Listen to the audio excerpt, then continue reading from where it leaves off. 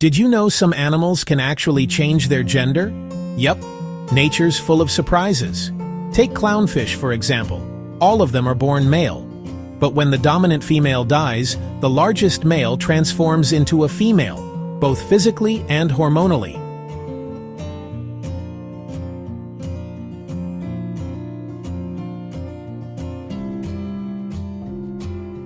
They're not alone. Wrasses, frogs, snails, and even sea bass can switch genders too. It's called sequential hermaphroditism, an evolutionary trick to ensure survival when mates are scarce.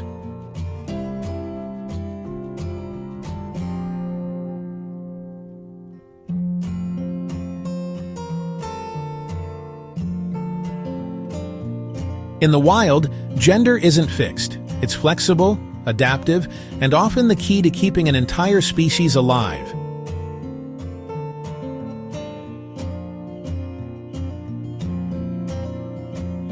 So next time you watch Finding Nemo, remember, if Nemo's mom had died, his dad would have become his mom.